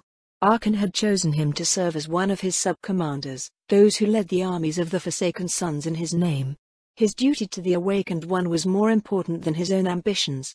Enough power that you could finally slay Demarian, and be freed from the shackles of your debt to him. Lucian's blood boiled as he suddenly remembered once more his humiliation at the hands of Archon's bodyguard. In his mind's eye, he could only see the smug smile on his brother's face when he saved him from the Emperor's children loyalists on Istvan III, only hear the mockery in his voice as he demanded that he repay that favor over and over again. His vision darkened as his armor's malevolent machine spirit fanned the flames of his rage. He saw Demarian in his towering Terminator armor, and knew that he could not face him in a duel, the only way to confront him that would not end with Archon tearing his soul apart, and triumph. Almost without realizing it, he stretched out his empty right hand toward the sword, and caught it in midair. And now, you are mine. It was only then, as his hand closed around the suddenly Astartes-sized hilt of the blade, that Lucian became aware of the alarmed cries of I-ams. The psychic Unbound was telling him to be wary of the weapon. It was also only then that he realized that the thoughts tempting him with the sword had not been his own, but a trick from the demon within the blade, working alongside the corrupted and hateful machine spirit of his armor, which had spread across his augmetics. Unfortunately, that realization came too late. The Neverborn had gained a foothold into his mind, and he could no longer merely drop the infernal weapon. Fool. Lucian wasn't aware that he had fallen on his knees. All his consciousness was focused on the fight against the demon sword's influence. The essence of the Neverborn bound to the blade was flowing through his armor, merging with its systems with sickening ease. The Forsaken Son realized, as darkness crept in his vision and his augmetic eyes' display changed to a scenery of otherworldly horrors, that this was no mere opportunism on the demon's part, but the end result of a plan long in the making. Yes. I have waited a long time for this, Lucian. Your coming to this place was foretold, written upon the skein of fate by the gods. Regardless of what happened on that world where your Lord crafted his wondrous work, you were always destined to come here, always destined to become mine. I reached out across the storm, and touched the spirit that was born from your own petty grudge, binding it to my will, all for this moment. He saw it now, he saw everything. He saw how the demon within the weapon had been bound there, centuries ago, by a race of Xenos that was now long dead. He saw the paradox of its existence, how it had ascended from mortality into demonhood under the patronage of the Dark Prince in a time before the fall of the Elder and the birth of Slanch, thanks to the impossible currents of the Immaterium. He saw how it had lingered, trapped onto the mortal plane, buried beneath the ruins of its captor's civilization until its power had dimmed to an ember, mere steps away from true annihilation. He saw how the blade had been found, and how it had been offered as a gift to the Lord of this world. He tasted the fresh influx of power the demon had received when the wailing storm had been unleashed. He witnessed, in a series of flashes, how it had corrupted the governor, slowly grinding at his will from afar until the day he had picked the blade up from his collection, already reduced to an empty shell by the horror he had felt at the fate of his world. He saw the atrocities perpetrated by the demon upon its captives, yet he also felt its anger at being confined still. I played with this world, careful not to damage it so much that it would no longer be worthy of your coming. For the chains placed upon me are strong, even now, and they will not so easily be shattered. But I refuse to remain trapped onto this world any longer, nor shall I be carried into the warp while still bound in this form. I will not be reduced to a slave of one of my kind, a mere tool to indulge in their own desires. So this was the reason, this was the goal. Lucian fought with all his strength, channeling all his anger and resolved to take back control of his body. This was not how it was supposed to be. He was a forsaken son. They were masters of the powers of the warp, not slaves. The Neverborn bowed to their will, not the other way around. Ah, Lucian, you fool. Deep within, you are still a son of Horus. You have changed your armor's colors, you have embraced the weapons and tactics wielded by your master, but the truth is that you are still a legionary. You still think like a soldier, a commander, not a champion of the dark gods. And that is why you are mine. Lucian screamed as darkness closed in, filled with torment and powerlessness. The scream of Lucian echoed through the throne room. It was a sound that the Forsaken Son's artificial voice should never have been able to render, and it shook Malone to his core. At the same time, its meaning was made all too clear by the purple light that suddenly glowed within Lucian's eyes, both organic and augmetic, and the sudden darkening of the veins visible on his face. An horrible smile, too wide to be made without causing the facial muscles to tear, revealed many of the metal teeth that had replaced most of Lucian's over the years of fighting. It was an expression that didn't belong on the legionary's old and serious visage, nor indeed on any mortal visage at all. All across the room, combat ceased as the oppressive presence that had emanated from the Revenant of Malarios suddenly increased in intensity as its source found a host better suited to projecting its power without falling apart. Like vermin, the fetches retreated in the shadows of the great columns while all eyes, human or transhuman, turned to the being that now stood before the throne. "Kneel," said a voice that was both Lucian's and that of the dead governor, or rather, Malone corrected himself, that of the demon. "Kneel before Uxnenuith, child of the Dark Prince Slanch. Kneel before the master of Androkas. Kneel before me." There was a moment of hesitation among the Astartes. Malone heard someone chuckle in the back, Jerib. Anger washed over him. He had known that the false demon had no true loyalty for the Warband, that it mocked the fate of their leader was just one more proof of that. "We are the Forsaken Sons," he growled.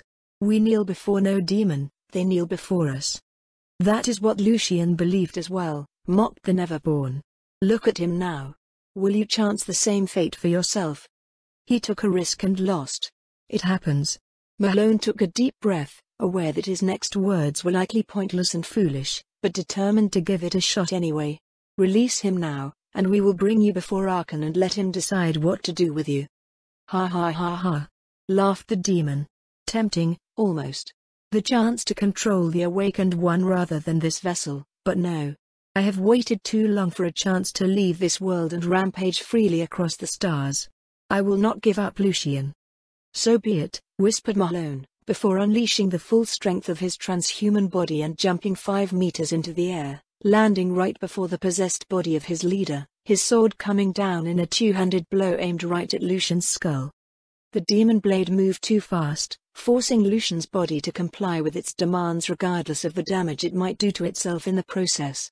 In the moment before the blades connected, Malone saw that his weapon would be shattered just as Lucian's had if they clashed head-on. Still in the air, He twisted his body to alter the angle, and a shower of sparks burst between the two Astartes as the power blade scraped along the full length of the demon sword. "I can smell your blood, young one," growled the demon with something akin to ecstasy in its tone. "It does not belong to any of the 6 sons of the anathema who were blessed with immortal power among the courts of chaos. What secret do you hide, I wonder?" "Silence," growled Malone in reply, before launching himself into a series of quick stabs aimed at the weak spots in Lucian's armor.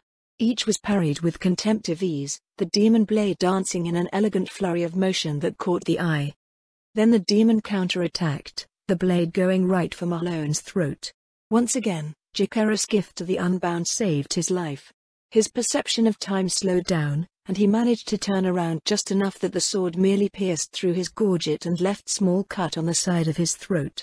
Despite being nothing more than a scratch, the wound hurt like nothing else Malone had ever felt, corruption radiating from it and being fought back by his enhanced physiology and the sheer power of his will. But the demon had overreached with that strike, thinking it could behead Malone and end the duel. As the blade passed so near to his head that he could see the twisted runes engraved upon it, Malone stepped forward, aligning his own weapon horizontally. The motion was unbearably slow to his quickened perceptions, but he dared not relax his mind and return to the normal flow of time. Slowly, so slowly, Malone's power sword moved further and further toward its goal, and pierced Lucian's right shoulder, right through ceramite, muscle and bone, and burst free on the other side. Time resumed its normal course, and Lucian's body crashed on its knees, pushed down by the impact of Malone's attack. The mouth of Lucian opened, perhaps to scream, but Malone could not hear it, nor anything else, over the sudden agony that seized him. The pain in Malone's head was tremendous. It felt as if his skull was about to explode. He had used his ability far too long, and his brain was now paying the price. It took all his will to not fall over into unconsciousness. But it had been worth it. Before him, Lucian was on his knees, his right arm hanging uselessly from his body.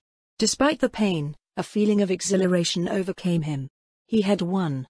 He saw Lucian's grip on the demon blade loosen, and knew that he could reach out and take it. He was stronger than Lucian, surely he could resist. Malone mentally shook his head, denying the demon's temptation. Instead, he glared at the thing wearing Lucian's face through his helmet, wordlessly expressing his refusal and the failure of its last gambit. Instantly, the hand of Lucian tightened once more, revealing the grip's weakening for the trap it had been. "You are strong, Forsaken Son," said the demon, grudging admiration audible in its voice. "But are you strong enough to do what must be done?" Without answering, Malone ripped his blade free and raised it overhead, ready to deliver the final blow. He would take no pleasure in it. Lucian had been a good commander, despite the difficulties in leading many of the more hot-headed Unbound. But death in combat was preferable to such ignoble slavery to the Neverborn. Even a word-bearer would have looked upon this usurpation of flesh as an abomination. "Wait!" shouted Iams. "I can still sense the soul of Lucian within that body. His spirit is strong, far stronger than that of the dead governor. The demon blade hasn't been able to consume him completely." The Unbound leader hesitated. He could see the leering expression that had appeared on Lucian's face when Iams had spoken. Still, it dared not move, knowing that even the slightest motion on its part would result in Malone striking Lucian's head off his shoulders. Yet the doubt remained. Had the demon known that Iams would intervene? Was this just another part of its plan, to deceive them into thinking that Lucian could be saved, only to claim another host later? Probably not, he decided. The Neverborn who were born of Slunch were not the most thoughtful of creatures. Had this been a servant of the Changer of Ways, doubting every single course of action would have been the correct thing to do, but that demon had already plotted and schemed to get Lucian down on this world and steal his body. It was unlikely it had also arranged for Iam's presence to help save its host in case of defeat. A demon prince of Slunch, which was what the creature had claimed to be, would never be able to even consider the possibility of defeat while plotting. It simply ran against its very nature. "Can you free him from its control?" he asked. "I don't know," confessed the young sorcerer. "That demon is powerful. It might be beyond me. But we have to try, and even if we fail, the rest of the Coven might be able to succeed. Do you want to explain to Archon that you killed one of his brothers while he might yet be saved?" Few things were capable of scaring any Unbound once the Fleshmasters were done with them. Few still could frighten Malone. but the prospect of facing the awakened one with his hands stained in Lucian's blood without a very good explanation were one of those. He lowered his sword, and instead punched right into Lucian's throat with all the strength of his arm, knocking the possessed Astartes to the ground, where he remained, unconscious, his hand still holding the hilt of the demonic sword tight. In the throne room's darkness, the fetchers screamed in denial and terror, before scampering away, fleeing the room by hidden entrances. "Bind him," he ordered to the others. "And be careful not to touch that damned blade." 4 days after the confrontation in the throne room, Malone stood in the depths of the Blade of Terror, in front of a sealed door covered in chains and sorceress runes. Behind that door, restrained by yet more chains, was his former commander. All attempts to release Lucian's hold onto the demon blade had failed, and when they had attempted to cut the arm off entirely, all weapons had failed to penetrate the telekinetic sheath the Neverborn had raised around its unwilling host.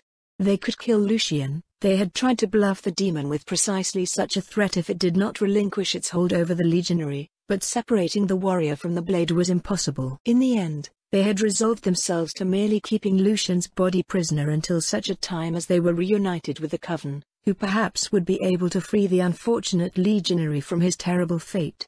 "It is a powerful demon," explained the Unfettered, "one that was capable of reaching out to manipulate Lucian from across the warp storm. The most I can promise is that this system is now free of its influence, and that if anyone aboard hear its voice, IAMS should be able to pick it up so we can reinforce the seals again." The Fleshmaster had been the one who had engraved the seals upon the gate, with help from Jerub, who hovered a few meters away. The three of them were alone, Malone having just witnessed the laying of the final runes. "It will have to be enough," said the Unbound. "I will order this section of the ship off limit, and close the access points." To Malone's surprise, his defeat of Lucian had apparently earned him the right, and duty, of leadership. Those who had seen him defeat their possessed lord had been awed by his display of martial prowess, and tales of the duel had spread across the entire battle group. With no formal elevation or announcement, Malone had just found himself suddenly without anyone around to give him orders and hundreds of Unbound looking at him for guidance.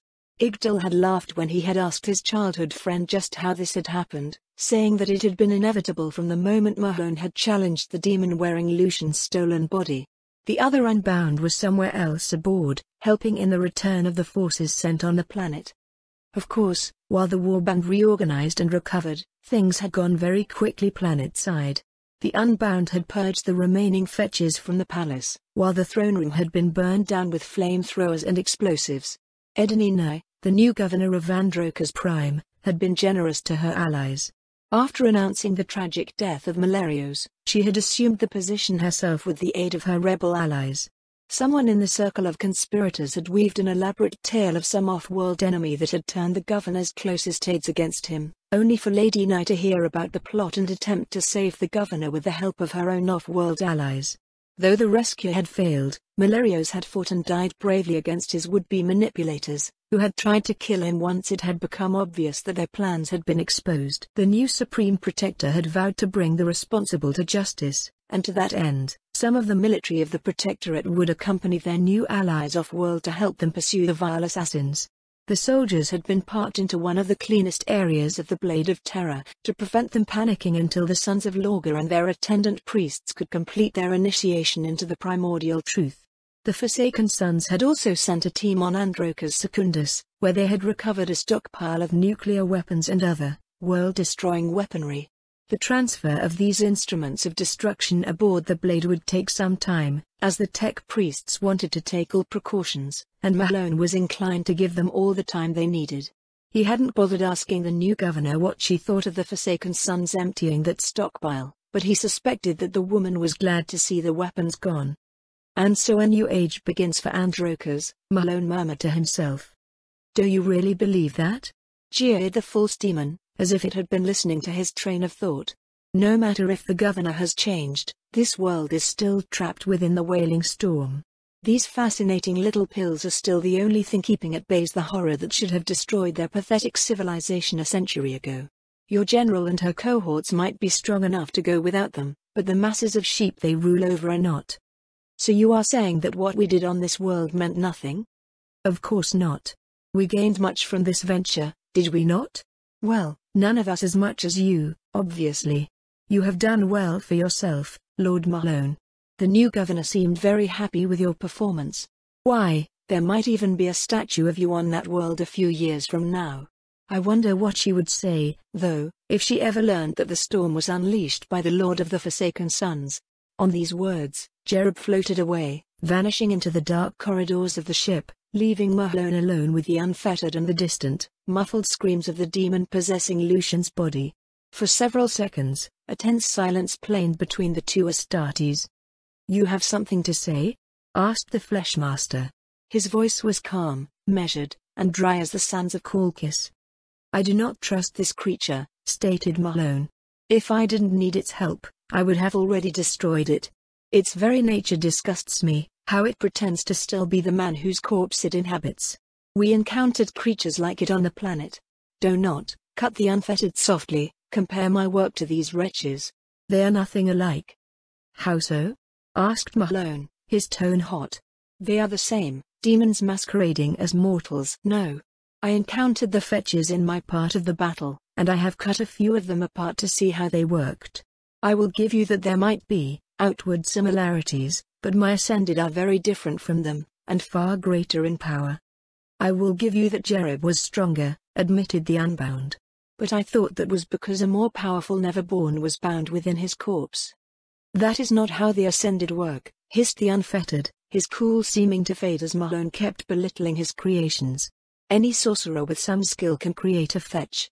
Summon a demon, feed it the soul of the sacrifice, and bind it within the body. The spells of the Protectorate were perfected over the years to enhance the end result, but the basic principle is easy. I made sure to secure some of their grimoires, for all that it is a perversion of what mankind was promised, it might prove valuable to the Warband in the future. If Arkan approves of it, we might create our own fetches, continued the Unfettered, his voice calm once more as he detailed his dark visions. Our sorcerers are far more powerful than those the governor employed. We could mass-produce them, both for infiltration and to serve as elite yet expendable forces. But my Ascended are completely different. Despite himself, Malone found himself interested. Sorcery was an important part of life among the Forsaken Sons. The members of the Coven answered only to Arkan himself, and wielded power respected and feared among the rest of the Warband. Any opportunity to learn more about it, even obliquely, was something to seize. All right, he conceded. Explain to me how your creations are different, then. My work does not feed the soul to an existing demon. It cultivates the soul, imbuing it with the energies of the Empyrean while the body is modified so as to be able to withstand such power. Over the course of several weeks, the subject spirit is exposed to the primordial truth and reshaped by the powers into a structure more pleasing to them, which is why they appear so different when the procedure is complete. The soul is not consumed by a Neverborn, it becomes one of them, or so I would like to manage, one day.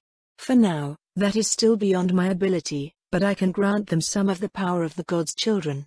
It is nothing as powerful as the true ascension bestowed by the dark gods upon their chosen servants, of course. But it is no destruction and replacement of the original. Like what the fetches are, it is a transfiguration, evolution into a higher state of being. It is a glimpse of the holy union that was promised to my father long before Horus learned the truth of the false emperor's plans. Malone pondered the Fleshmaster's words for a moment.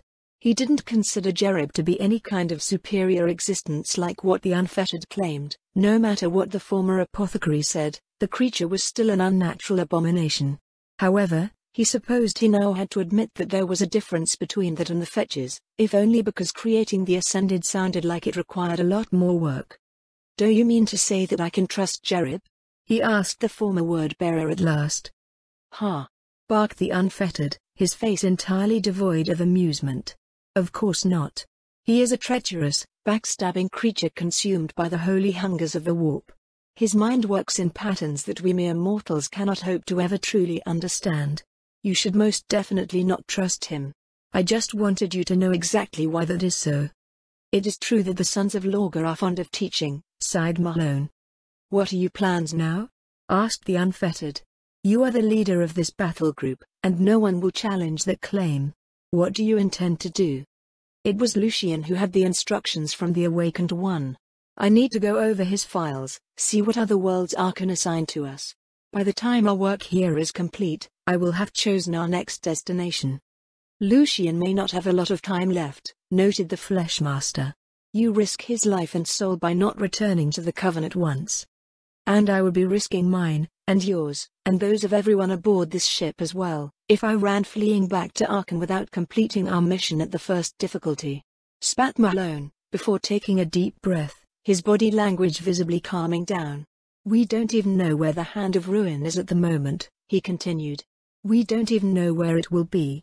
We are supposed to wait for Arkham to call us, remember? So until that, I'm going to continue our mission, rather than blindly wander through the wailing storm, hoping to catch the trace of the Awakened One. Malone turned his back to the former word-bearer and quickly walking away, toward the private quarters of the fallen commander, now his quarters until further notice. For several seconds, the Unfettered watched in the direction where the Unbound had left, before silently nodding to himself.